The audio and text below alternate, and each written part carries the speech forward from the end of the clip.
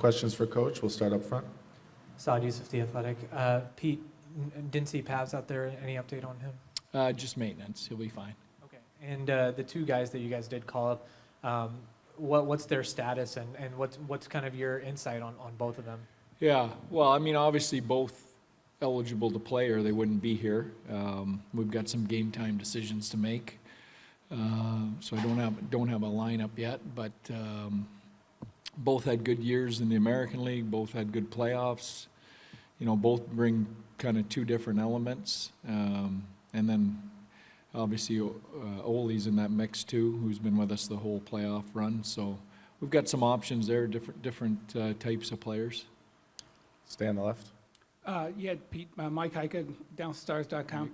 What's the feeling like as you go into this? I know Game 7 was also this, and you guys played very calm, it seemed like, or had that kind of laser focus. Yeah. Is that a similar situation?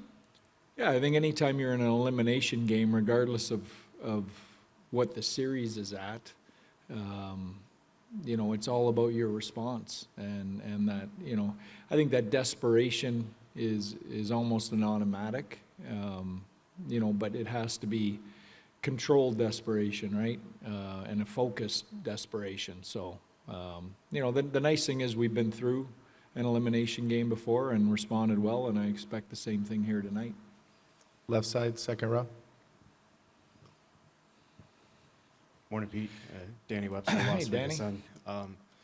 That's a group that likes to pride themselves on keeping you guys out to the outside, limiting the slot chances. Mm-hmm. The last couple of games, do you feel like while the shot volume is there, do you feel like you've seen enough to where the adjustments can be made to where you guys can get to those inside chances? Yeah.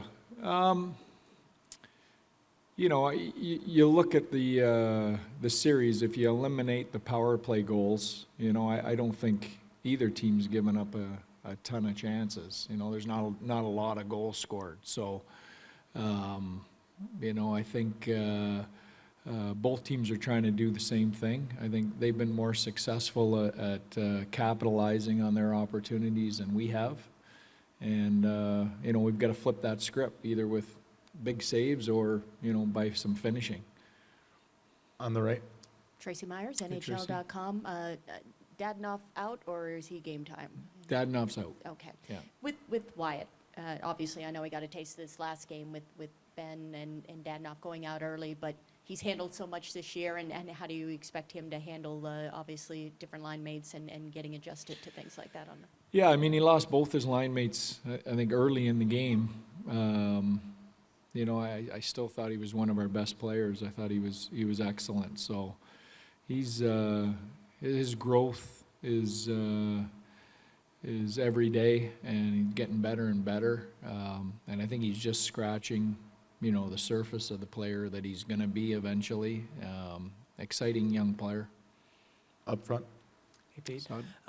Thomas Harley has obviously played a lot on the power play in his career. I don't know if he's played a lot on the half wall. So how does that kind of role and him getting a power play opportunity potentially play into just how he's used there?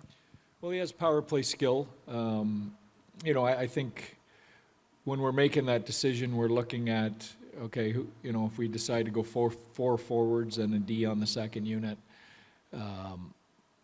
or Thomas Harley and a D, I think, you know, Vegas is a really dangerous shorthanded team with Carlson and Smith and some of their penalty killers, Stone, Stevenson. Just, you know, it's not worth the change, you know, to not have two defensemen there. You know, if we're talking about an elite power play guy, we'd maybe stick in there instead of Thomas Harley. It might be a conversation, but it's not. So I think what Vegas does well is a piece of that too. But Harley has power play skills. He's got great feet, you know, and he's going to eventually be a full-time power play guy at this level. So we got no problem sticking him in there. Left side in the back. Pete, John Aller, Sports USA Radio. We've seen an escalation this season of coaches going 11-7 when they have to make coaching decisions. The pros and cons in your mind of doing that?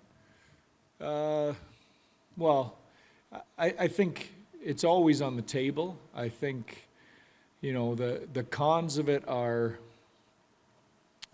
if you're dealing with a player or a couple players up front that are dealing with injuries, you know, or playing through things, and you lose one or two of those guys early, you know, you're not 11-7 anymore, you're 9-7. So, that answer your question? Any more questions for Coach? Okay, Thank you. thanks, Pete.